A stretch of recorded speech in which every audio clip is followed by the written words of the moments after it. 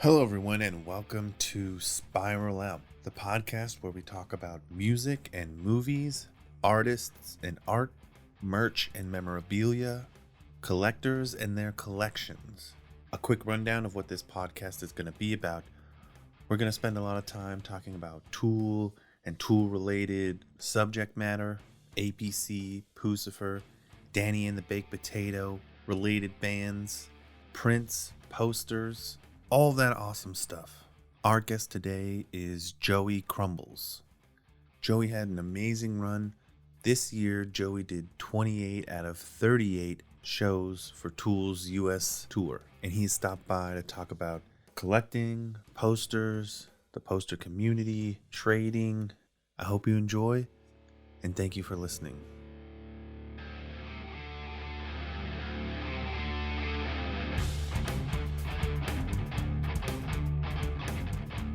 All right, so what are we going to talk about? Well, first of all, I kind of want to explain to people listening. Joey, this is Joey Crumbles, right? That's right. From what I understand, Joey, you've been collecting for a very long time. Tool merchandise, yeah, since the 90s, dude. And we met in Moline, Illinois. Yeah. I was pulling into a hotel room, and you were sitting outside. I just came up to you and started chit-chatting, right? Yeah, I mean, I was wearing my Tool hoodie, so it was pretty easy to figure out that, that's why I was in Moline. Yeah, it was. And for those listening, Moline is literally in the middle of nowhere. It's right next to it, yeah. Yeah, it's right next to nowhere. It's a very small town. I was surprised Tool was even playing there when I arrived. So was I.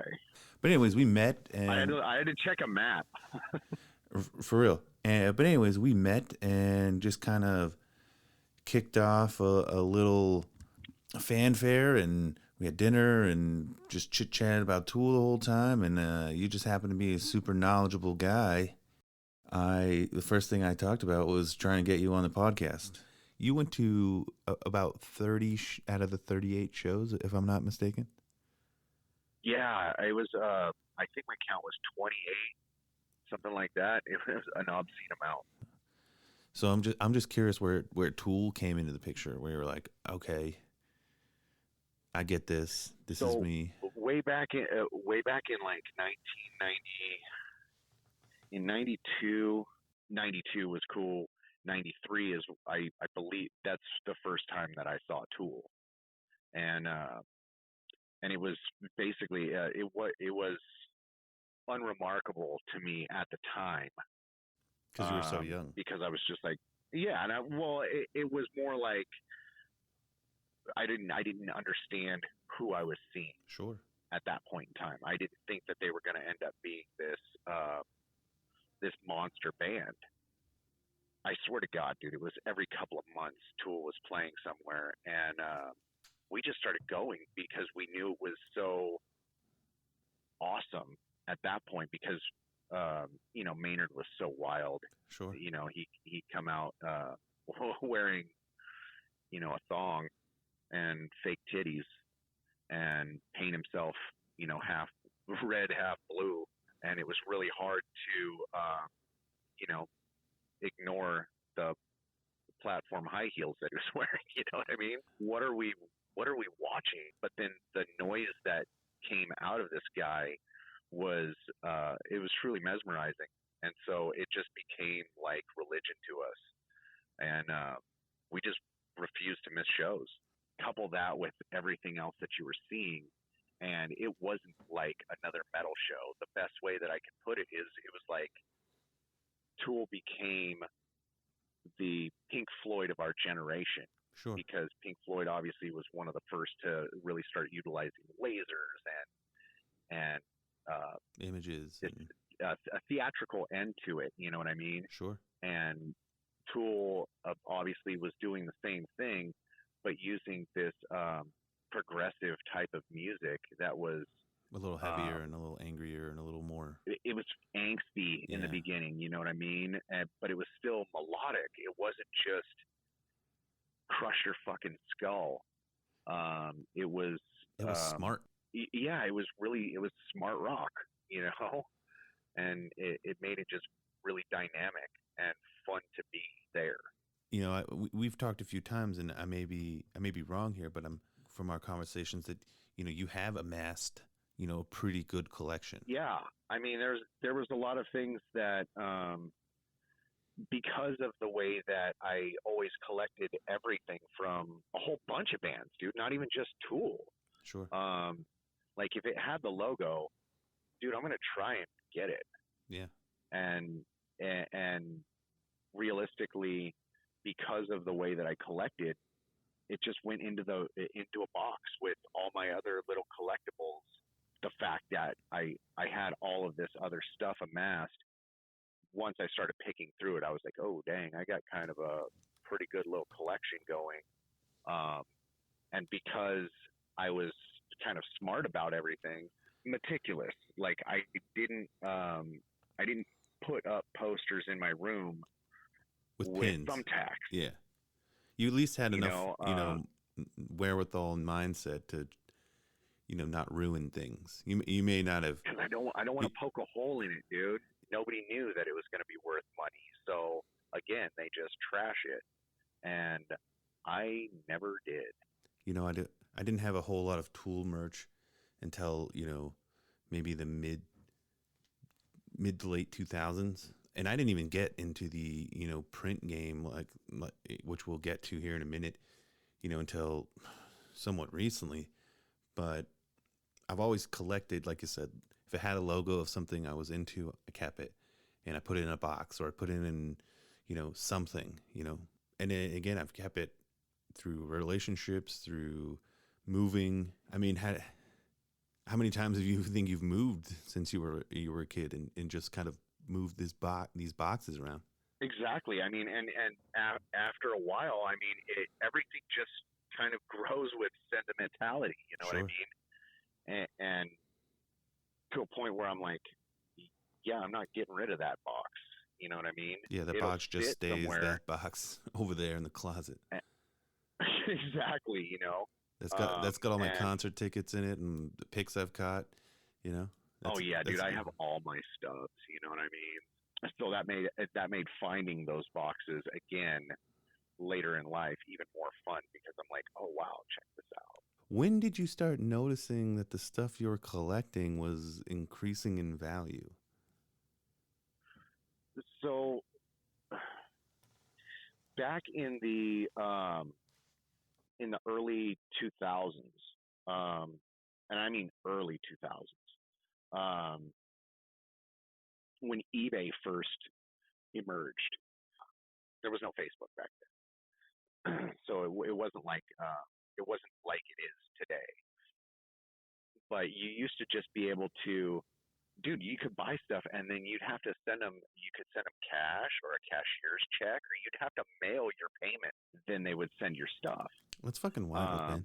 Just thinking about, I know, like, right? Hey, Tool Fan 86, I just sent you an envelope with $527.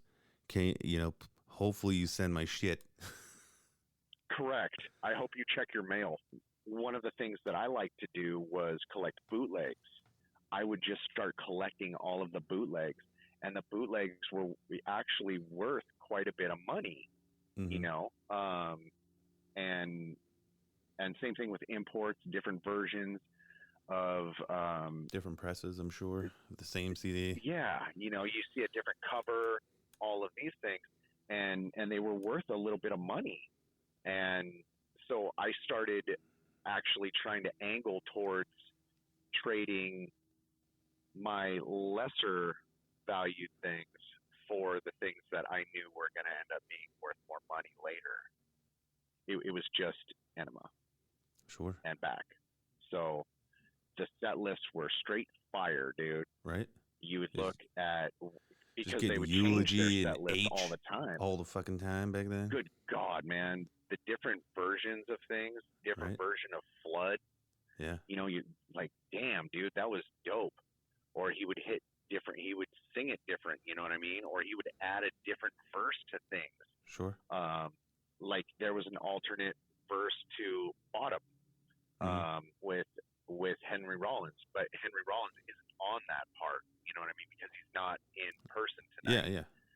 So there was an alternate verse that he used, and to capture that and to hear him sing that, Dude, I gotta find that because Bottom is like Bottom is like top goosebumps. Bottom is like top. I'd say top 5, maybe top 7, but easily. Tool songs. It was one of the things that turned me on to Henry Rollins. Exactly. I mean, I kind of always was a fan of Henry Rollins, but I mean, you either like the Henry Rollins Band or Black Flag, or you don't. But I always liked him as a person, as an artist. I just liked that he was always big on spoken word, which is basically what his verse is in Bottom. Oh, for sure. It's all spoken word stuff. All he's doing is talking. I must survive you. When he before I can't even do it right now without a straight face. Right. But it was just a lot of fun to try and collect those things, and then those ended up being worth a bunch of money.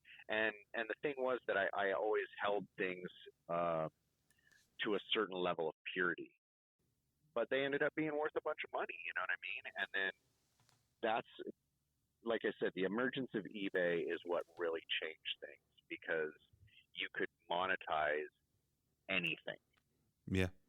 Promo materials, even though it literally says at the bottom, not for resale. You can't sell it. You can't reproduce it. Yeah, who's gonna stop? Come get me. Yeah. Come get me. But through all of that time, I just kept collecting, and pretty soon, man, it really added up. All right, so again, this tour you went to 28 shows. When did that kind of dedication to shows start? Because again, we're with you right now. We're like mid 2000s. You got a collection going. You're starting to figure out that things are, worth some money. When does the I'm going to every show I can go to in the country happen? Oh, well, obviously, I mean, everybody wants to do that, right? Sure. I mean, if you could, you would. But, in a way, just the stars kind of aligned on this. You know what I mean? I'm older, so a little bit more established in life. So I'm not a teenager going, oh, man, I wish I could go to everything. You know what I mean? So for me to go out on tour with Tool, even though I'm not working, is, it's, god dang, dude, it's pretty much a fantasy, right? Yeah, I mean, it's funny you should say, like, just having, being an adult and realizing, like, hey, I can do this. I only went to six shows this tour, but, I hit that last 3, and we happened to meet at the first one. But you have to, like, stop and go. I don't know what it is about becoming an adult or whatever, but you definitely have moments where you're like, oh, shit, nobody's going to tell me no. Like, I can go watch Tool 3 right. times in a row, in 4 days, and nobody really gives a fuck. You're like, wait, I can do this? Like, this is a thing I can do? Dude. I have the means? I do have the means. I'm okay. Like, I'm fucking going to go I'm going to go all the way across country to see this band. And, you tell people that shit, and they're like, wait, what? You're going to go from Vegas to, Moline, St. Louis, and Cleveland to see the same band over and over again every night? And in your brand, you're like, yeah, it's going to be fucking awesome. In their brand, they're like, that doesn't make any sense. Yeah. And then on the other side, I just, I say, yeah, we're in Moline, which is fucking weird to me. Because why else would I be in Moline? The town literally looks like it's out of an episode of Goosebumps. Did that place not look like a ghost town during the day? Yeah. Like it was weird, dude. It looks like they took a Tim Burton movie and just plopped it in the middle of Illinois. Yeah. Not only that, dude, but they gave it to us during the day. Yeah. So it was just like you see everything clearly. Yeah. And everything consisted of basically nothing. Yeah, it looked like a small town with a shit ton of haunted houses and then a weird stadium in the middle that Tool plays at. Yeah, but a bus station across the street. Right, and the John Deere factory right next door. You know what I mean? No, that was definitely But when we drove around. What was there? John Deere Road, right? yeah, I mean, everything was. I'm pretty sure it was John Deere Elementary School. You know Oh what I yeah. mean? Like everything there was based off of that one John Deere. company. Yeah. You know what I mean? And They should just call it John Deere, Illinois. I mean, why fuck around? I don't know why you wouldn't. You know what I mean? Moline. It was an all right spot, but realistically, like, dude, I started out in Eugene, Oregon. I'm moving with these guys, man. Where they say I go, I go. I don't have to like it. I just got to go. Right. And what was amazing to me about this tour, especially, was the number of people that I would see over and over again. Yeah, and I think that's one of the things that inspired me to do this podcast was there was just so many people that are, you know, going to every show, and there's like, there definitely is like a cast of characters that are regulars throughout this community. You know, I'm putting my name out there as well. And everybody has their story, right? Sure. And it doesn't necessarily always have to be, oh yeah, I've been out here the whole tour. It's literally, most of the time people are like, I'm going to Eugene and Vegas, fucking Houston, Louisville, and Moline. Yeah. You know, and I keep using that word because, I mean, realistically, like, that was the most far out there spot where I was like, I had to check a map to see where it was, dude. Yeah. Like, it didn't make sense. Like, why would we be playing here? Once you get there, you're like, fuck, this place fills up pretty good. You know, that place was pretty rocking, dude. No, it was packed. I mean, we for those listening, me and you were both there entirely too early. You know, the night before, at least, we were in line, and I think we both got a little bit of sleep, and then we were back in line.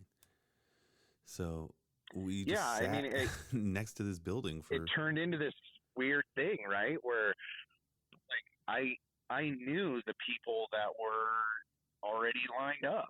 Yeah. You know, so it's like I leave my hotel and just cruise by in the middle of the night, and I know that there's going to be people there, and I know that I'm going to know those people, and it could be like that for any city. Yeah. And realistically, it wasn't like that in the beginning of the tour, just so that everybody is aware. People weren't spending the night in front of the venue. Not in Eugene? The night before.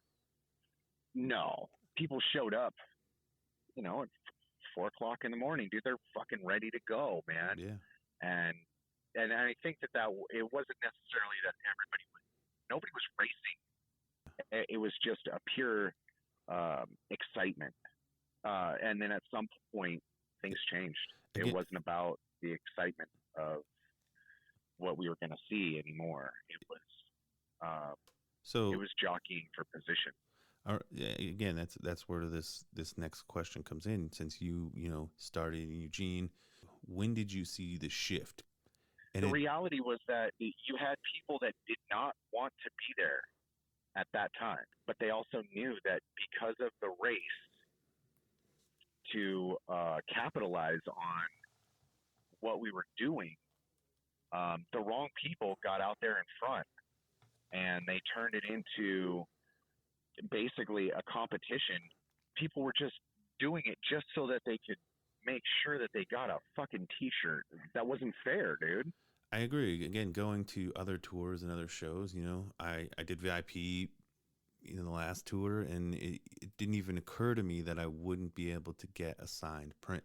I just did the whole tour, walked out to the merch booth, picked up my signed print, picked up my unsigned print, picked up my venue t-shirt, fucking bickety bam, go watch Tool. I was in San Diego where I showed up at 10, 11 a.m. and there were tons of people there, and getting a poster was like their main thing. And I think that's where it kind of started with me. People kind of turned me on to the different prints, and that's all she wrote for me. Now I have fucking 25 posters, but right. And a few other signed things. One of the things was that it shifted a little bit and I think in Phoenix is when we first saw it. Is that before You know, Vegas? there was people. Yeah, that was the night before Vegas. Yeah, because I think Vegas was a big turning point. It really was. But a lot of the people that went to Vegas were also in Phoenix because it's not that far away. You had people that did spend the night out in front of the Footprint in Phoenix, and it started early, dude. And then that show went off, and people immediately left the show and started their way towards Vegas. And again, And for people listening, what we saw what happened there. Again, for people listening, what we're talking about is before Tool shows. If you don't know anything about this, specifically this tour, you know, I would say up to 30, 40 people, sometimes more, would show up not just at 5 a.m., 4 a.m., but 1 a.m. or 10 o'clock the night before. Dude. Yeah, 10 o'clock the night before.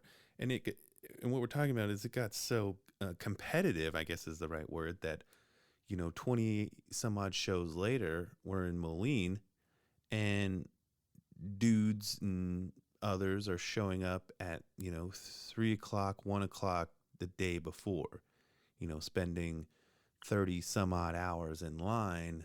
And what they're after just to hit doors. What they're after is drum heads, and with the resale value of things and yada yada yada, and trading value is another big thing. If you have an opportunity to get a drum head, you know, you're stupid not to. Yeah, I mean, you're definitely in a position of advantage if you were to pull one of those things, man. And the reality was that there's a whole bunch of people out there, man, that they had the money to do it. They were prepared to pull the trigger. They just needed to put themselves in a position to be able to score it. And you know, at some point you're going to end up in a position like we were in, where, you know, the first 10 people in line, that's what they're there for, dude. They're trying to score those drum heads. The bass heads especially, they're obviously very very sought after, very valuable. It's just wild to me that I've seen there's points and times in this tour and previous where I've looked at them, okay, and went, meh, it's too expensive, I don't want it. Like I don't want to say I kick myself because I don't know if I'd buy one now, but just the ambition to collect it, you know what I mean, is just wild to me. And again, I have ambition to collect the prints. I love the prints. I hope to have, you know, all 38 of this tour at some point in my life. I'm in no rush. Yeah, and I mean, and I think that ambition switched a little too, where not only am I going to get a drum head, but I'm going to get 5 or 6 prints, both signed and unsigned, and I'm going to get 5 T-shirts, you know, or 2 in each size, and I'm going to start. Right. I'm going to start, you know, and again, I haven't really decided. I'm leaning towards that's not that bad, you know. You're spending a lot of money going from show to show to show. You got to pay for it somehow. So I don't necessarily think that's a bad idea. I just think it gets dangerous once you get a group of people who are doing it at like 30 prints, and I'm getting 40 shirts, and I'm getting, you know, 20 signed. They're running a business off of doing what we're doing. Agreed. And again, I don't necessarily think that is a terrible thing. It's just when I just have I have somewhat of an issue, and I know I'm going to get shit for this, and I probably shouldn't say this, but I don't necessarily think it's cool to the 100 people that bought VIP that they go through line and absolutely get no print, you know? Yeah, I mean, there's a line, right? And it's mixed between like decorum and etiquette and greed. There's no other way that you could put it other than you are absolutely trying to capitalize off of anything that you possibly can. Again, I was out there all night, no intention of getting a drum head. Actually, all 3 of those shows, I was out there, you know, pretty early. Cleveland being the earliest. but and hopefully get my signed print, which was successful in all but one, which was Cleveland. Everybody knows what happened there. I don't have to really talk about it. But I mean, again, I have no issue with somebody getting a few extra things here and there. That's the perks of being in VIP for Tool right now, because there isn't any other. Yeah, I mean that's what they turned it into that, dude. And you wonder if that's planned. Honestly, I've said before that two things. One, just because you can doesn't mean you should. Right. Okay. Just because you're first in line doesn't mean you can buy all 50 fucking shirts. And we watched people buy literally boxes of show shirts. Buy the whole box, dude. Out of all the shows I went to, there was only one place that I actually saw there being a limited on shirts. Posters was a different thing. It was limited here and there. But limited shirts, I only saw one lady stop somebody from buying, 20 shirts. And you just see them with like 20 shirts in their hand go, can I sell this person 20 shirts? And it looks ridiculous. It does, dude. And it's honestly, I mean, it's a pretty good smack in the mouth to anybody else that's standing behind you. Can I get a medium? Nope. He bought all of them. Yeah, okay, that guy can I get a right fucking there. Large? Nope. You can get a small, or you can get lost. Yeah, for real. That's the greatest way to put it. I'm a 2X, so those are the least amount of shirts. I mean, the lady told me, she's like, there's 16 in the whole venue. And that guy bought them over there. And I happen to know that guy. Right. And I go, hey, man, we're friends.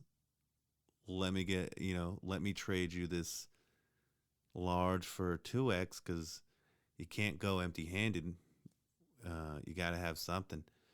And, again, we know each other, so he happened to make the trade.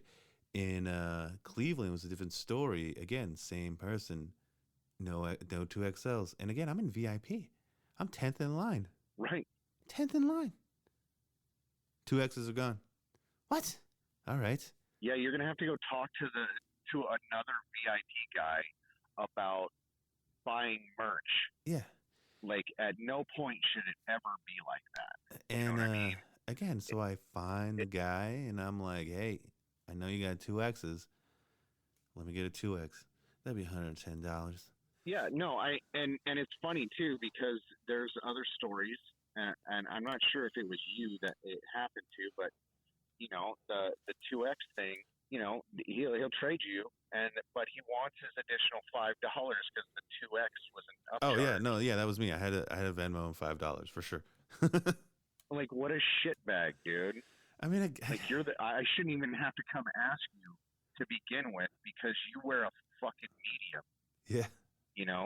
At no way, shape, or form should you have 9 2XLs. You have all of them that are in the building. Like, that's just a dick move. And at that point, like, you're here for the money. You're no longer here for the experience, unless your experience happens to be watch me fuck everybody over. And I hate to do this, and I just don't want to spend our whole interview talking shit. I have an interview with the individual we're talking about coming up. Fantastic. I can't wait to hear it. I'll tune in. I just didn't want to release it first. Right. But realistically, it's not even just that one guy. There's been many that you saw, and then there's been guys at other spots, and they're professional flippers, dude. No, everybody knows their eBay name. That's the kind of flipping we're talking about. Agreed. There are guys that are career guys. Dude, one of the things that I thought was absolutely bonkers was we were in Phoenix, and there was some people that showed up in line, and the first thing they said was, "Is this the merch line?" And we looked at each other like, yes. They didn't even know who Tool was. Hmm. And it turned out that they took a job from an app, um, like a side job type app. This person wired them money to buy merch for him, and they were being paid $22 an hour and $12.50 per print that they pulled. Damn. So they were out there for 6 hours. So they made a decent little, close to $150, and then $12.50 each print. Yeah. And back then, your limit was two. So and there was three of them, so 2, 4, 6 immediately. Yeah. And they text this dude, and they're like, "Hey, we got 6. Do you want us to get back in line?" He said, "No. Go get in line for the doors, and then go back in and hit it again." He actually provided them with 3 tickets so that if they got shut out at outside merch, or if there was no outside merch, they could go in and use his tickets and still score, which they did. And they scored an additional set, a pair each. Yeah. So and this dude was not even at the show, dude. He scored 12 prints. Yep. From a show that he wasn't even at. I seen and that print is trending at, say $350 or $400 each. Yep. He doesn't give a shit. Like he paid those people off no problem. Yeah, it probably cost him one grab print. And go. It probably cost him one print to, And he yields 11. Yeah. And like I said, assuming that that print is trending at 350 or 400, he just made $4,000 that quick, dude. And he wasn't even at the show. It kind of changed things because we were like, wait a minute. Like, we have outside players that aren't even here. The first time I noticed that, again, I went to the San Diego show, and that was kind of like I don't know how to explain it. I saw everything in this community at that one show before I had even knew anything about the merch game or anything. I just went to the show early and happened to meet, a really good guy who was into prints, and he kind of just schooled me real quick, and we've been, chit-chatting ever since. But I mean, I saw a guy asking me, where's the outside merch booth? I don't even want to go. I mean, his little words were, I don't even want to go to the show. Or, and then another guy going, can't they just let me go get merch and then come back out? Like, and I'm just like taking it all in. And I think, what really got me is I ended up getting 2 prints from that show, and then somebody immediately asking me, hey, can I buy your extra print? The dude gave me like $250. I didn't even have to say anything. And it just blew my mind. Right. It just blew my mind. I was like, wait a second. Right. This guy came up to me with $250 in hand, handed it to me. I gave him my extra poster that I just bought for $75. You literally tripled your money that fast. It immediately paid for your other print, and you walked away with. No, I mean, I bought a money. shirt. I think my ticket was $100. I spent $100 and maybe $200 on merch. So I mean, I was in $300 for the night, and dude gave me $250. So I saw Tool, got a free poster and a couple of shirts for $50. You can't beat that. And then it's a beautiful thing, right? Right. Because in the beginning of the tour, also, it was 1 signed, 2 unsigned. Yeah. So literally, you could yield 3 prints immediately, and if they had leftovers like they had in the beginning, and throughout the tour, they would just pop out. You're like, how do we still have those things left? Dude, it's so wild to me that there were anything left in those beginning shows, because, I went to Vegas.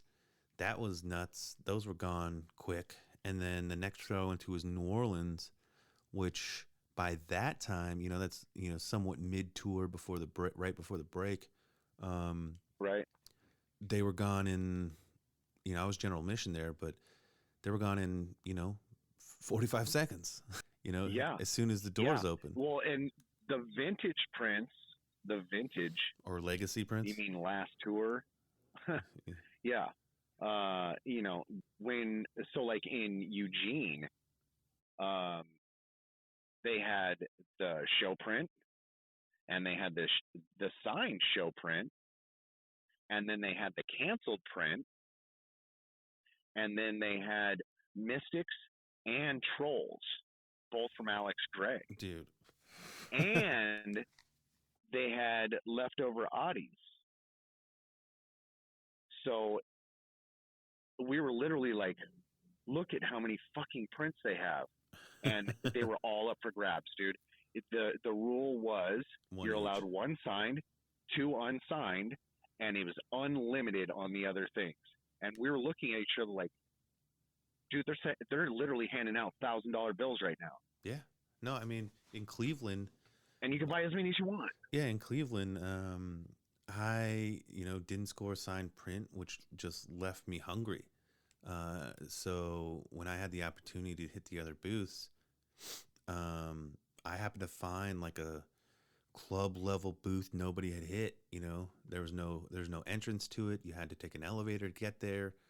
And I walk up and there's Addy Tampa, Mystic Eye, a couple other Addies, a couple other Australian prints. I forget the artist's name. And, one, it wasn't as open then, but she was like, you can get one of each. And I was floored. You're handing out, like I said, $1,000 bills. Here's a Mystic Eye. Here's a Mystic Eye for $75. All of a sudden, we went from getting a show print tonight to getting 5 prints at once. Yeah, it was. You're like, oh my god. Yeah, I'm so glad for the groups because I wouldn't be there in that position if it weren't for people exposing me to this, and again, knowing what I'm looking at. Walking up to the booth and seeing, the Sydney Mystic Eye and knowing, that's a fucking grail to a lot of people. Seeing a Tampa from this tour. There's no doubt. That's a grail for some people. And then, handing the lady $300 and getting 5 prints. Right. Which, and it's almost like a pinch me moment because you can't believe that it's literally just that easy. Yeah. These are keystones of people's collections. Yeah. Or that's the one they're missing from the set. Sure. Because Trolls were a set. Yeah. The Oddies were a set. The Mystics were a set. And it's like I'm working on my Brooks set right now. Here. Right. And I can't believe that they went that deep in the tour and still had that stuff. Me neither. I mean, people definitely were, not pissed at me, but just pissed from other tours or other shows because they just weren't there, And yeah, what can you do? I mean, I'm sorry, not sorry. Like, people might think like, oh, you had VIP, yada yada yada. That's why you got those prints. That's not what happened. I had to run with GA. I just happened to pick a floor when I got in that elevator that had no access other than an elevator, and there was nobody there. And 20 seconds after I asked for my prints, before I had even paid for them, 100 people walked through that entrance. You bet. And they all figured it out. I just happened to be the first one there. You bet. And I got lucky. If there is a title to this entire thing, it would be happen to be first. Yeah, just happen to be first. because it could be literally they could have just the smallest stack, dude, and you're like, I'll take one of each. Yeah. Sometimes they wouldn't even tell you just one. I'll take them all. and In St. Louis, it was a fucking free for all. It was GA for me and my friend, and we ran up to the booth, and the person right in front of me said, "I want 6," and you're just like, "What?" right. You're angry because you're like, no, like, don't give this person 6. And this person is associated with somebody we were talking about earlier. It's, Right. she's a hired gun, but nice person, but still hired gun. she Yeah. she said Yeah. 6 prints, and then you're up, and I'm like, fuck, what do I do? Why the fuck would I say only one? Yeah, no, for real. And the pressure is on. You're like, people are behind you waiting, and these are people you've been talking to for hours. How do I do this without being a dick? And at least in my case, I got 4, which, you walk away from the table like, all right, I got 4. I kind of feel okay about this, but and then 20 seconds after you get Roll them up quickly, dude, super quickly, and then hopefully you brought your own plastic, and it's big enough to fit those 4. And then you literally right? walk away from the table, and you can hear it. It's the same every time. You hear, no more prints. Actually, you know what you hear first? You hear, can I get the one on the wall? And then right after that, somebody goes, no more prints or no more posters. And then you see if people go, oh, Yeah, the collective. no, I mean, The reality was that in Tampa, again, it was an Audi, and everybody knew it was coming, dude. It was one of the posters that got posted before. I think it came out before the tour even started. He started posting pictures of him drawing it, and we knew it was going to be a Tool print. We just didn't know where it was going to drop, right? And Tampa was the first night where we were like, oh shit, it's a banger, like a bona fide banger, dude.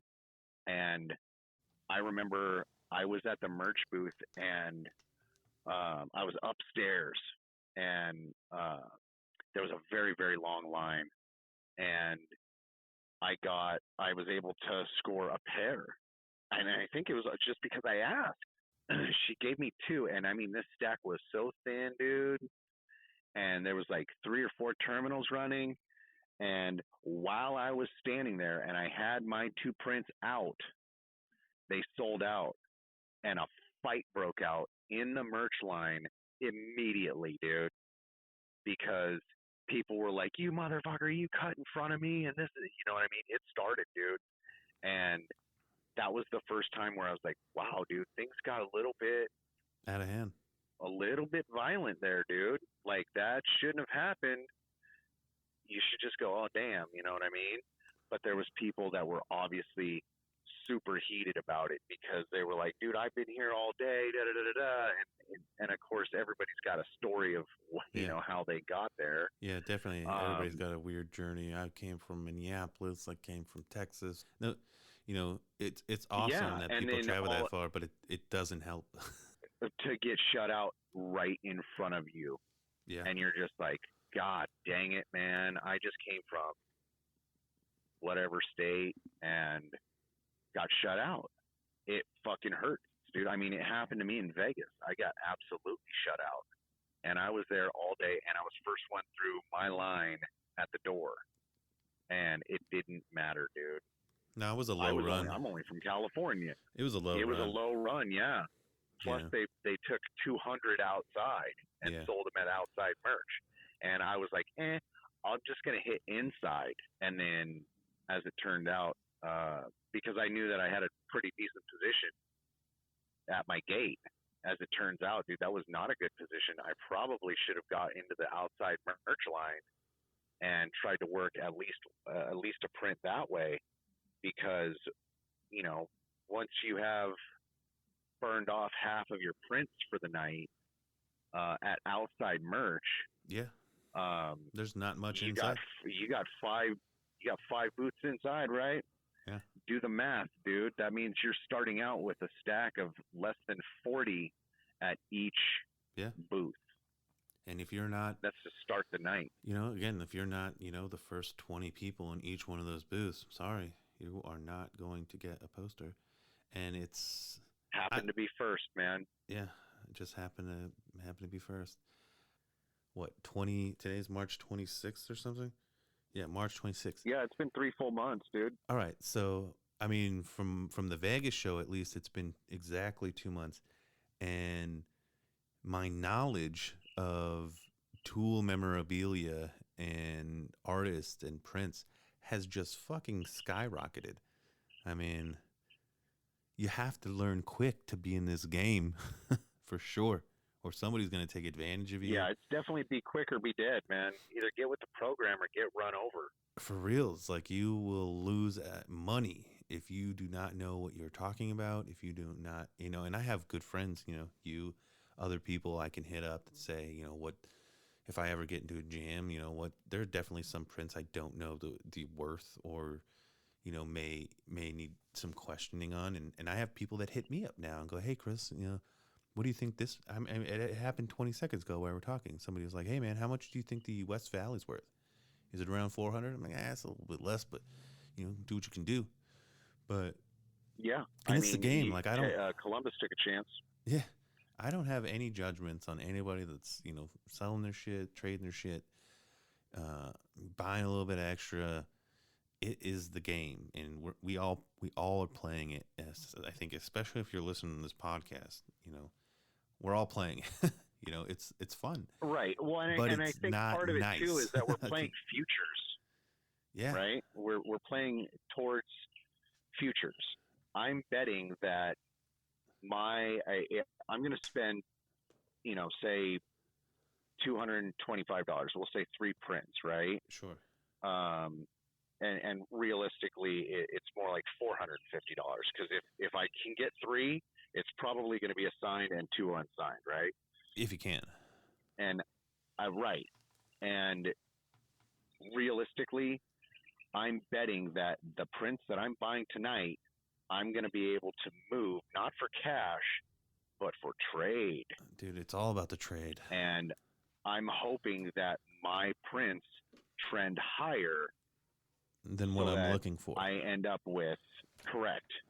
Dude, and perhaps I'm not at that show where the absolute banger comes out, but I could work a 2 for 1. I could work a 3 for 1. Yeah. Some sort of major trade so that I can acquire this thing.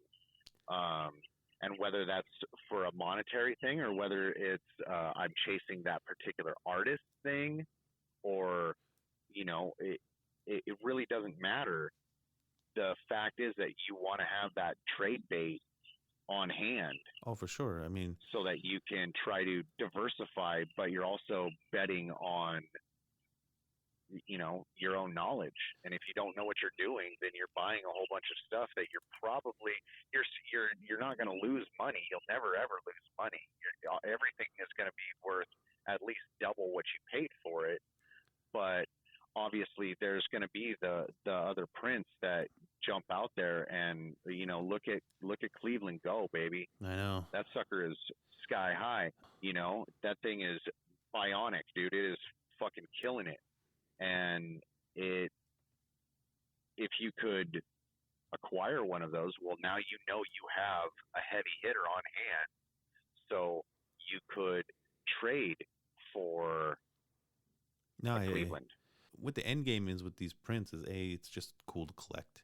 But we started this conversation off talking about how you got into collecting, and now we're here where it's just full blown, commerce and capitalism at its core. And again, no judgments. It absolutely is. I play the game for sure.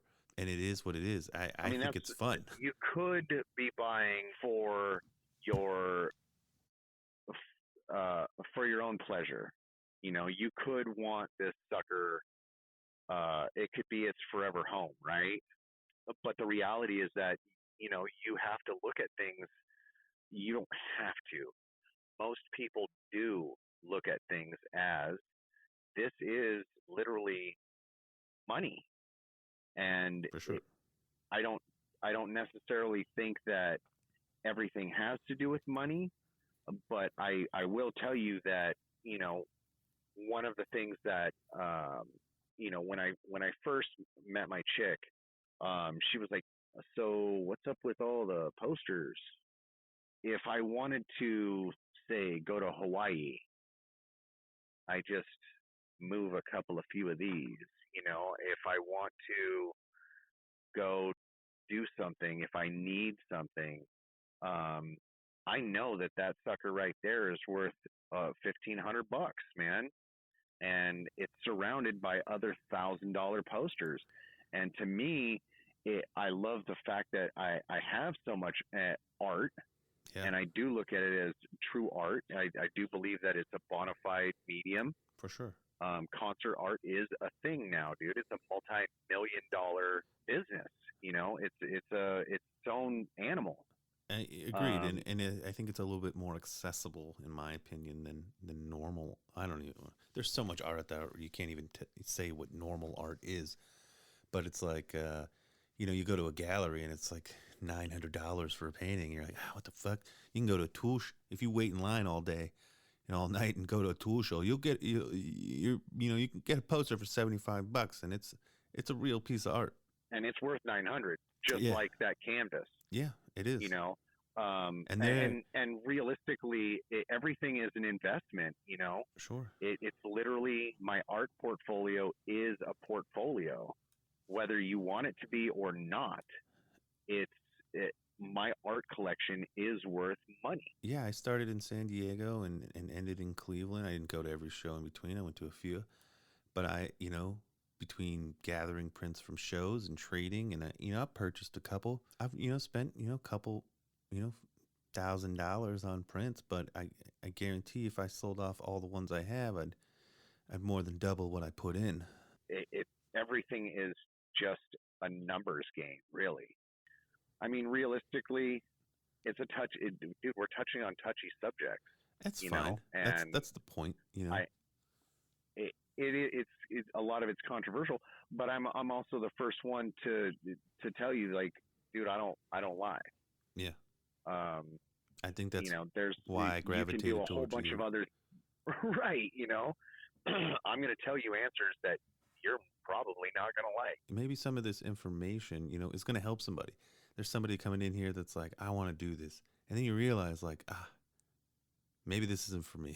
Like, I can't handle this. Fuck, Or I don't want to do this. or or the opposite, where it's like, I do want to do this. I listen to that podcast. I know what I'm in for. I know what I'm up against. And I went to Cleveland ready. I went to Cleveland knowing, hey, there's A, B, and C person, here, and they're heavy hitters. And again, I like these people. They're great people, and they have goals, and I have goals. I want that print. If I can get two, I want two. And there just happened to be individuals there that wanted 30. and Right. If you and can get two, he wants eight. yeah, and again, do do I think that's wrong? Kind of. But again, I'm not even mad. I'm not upset. That's the game. That's how it's played. If I was in the same situation, I probably wouldn't have done that, but I would have got a few, and I would have traded and or Yeah. sold a couple. So again, I went to Cleveland ready and knowing what was going to happen, and I walked away, I think, a winner, in my mind, even though I didn't get a signed print. And again, if you're trying to get these drum heads and these prints and sign such and such, it sucks to say this, and it's not for everyone, but this is kind of what you have to go through. And part of it is fun. You meet the people, you talk to them, you have a good time all day. Some people are smoking weed, some people are drinking, you know, some people are doing, harder things for sure. And it is Yeah. definitely an experience. I mean, people talk about it. I I know people in Cleveland that weren't in VIP, but they showed up a day, a whole night in advance just to hang out all night and fucking party. Great. I love those people, dude. Right? They're super awesome. In the end, it's still a concert, dude. Sure. That's the last kind of thing that I want to touch on we spend an awful lot of time talking about other things. Sure. And not even touching on the fact that, dude, at the end of all of this, we still get a concert. Yeah, we get not only a concert, but a Tool concert, which is, in my opinion, again, this is just my opinion, one of, if not the best live bands, ever. It's a hell of a treat, man. Again, Joey Crumbles, thank you. It's been fun, dude. And we'll do it again. Yeah, we'll do it again. I'm gonna stop recording. All right, I want to thank Joey Crumbles. What an amazing first guest. I mean, that guy just knows his stuff.